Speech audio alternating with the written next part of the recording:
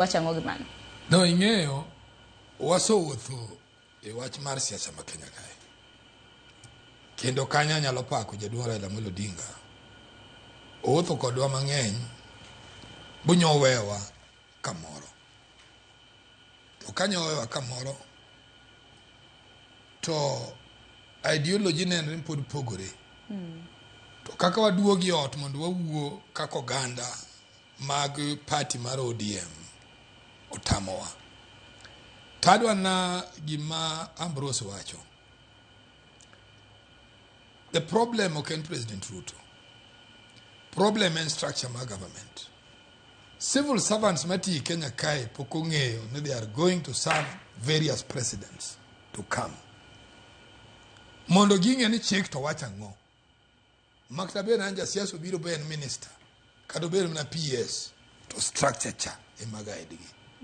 Gimarach gi Kenya manyakwa yiere ni joma ni civil service give disappoint this country. President Jotij kana Trump ichogotiyo kucha marach, but you find that kind matter ne odhi ka AG. Whether he will tell you jok are very firm. Kada kano nego gitwe to giwacho no we Trump otiyo part mare. We'll deal with him later. Koro gimarach Kenya kae maka President Ruto dwa no kony pinyni. And whether I want you to go and share this with your friends, and then any romo kodigi.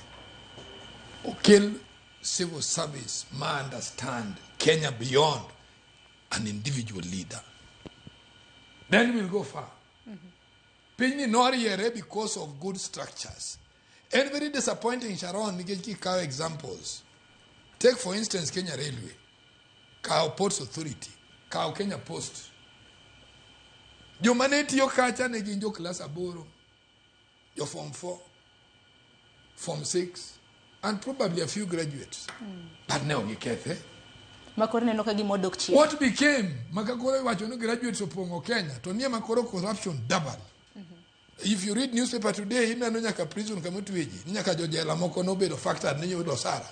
Where are we going wrong as a country? To magi mano mi nyathi ma onge opportunity.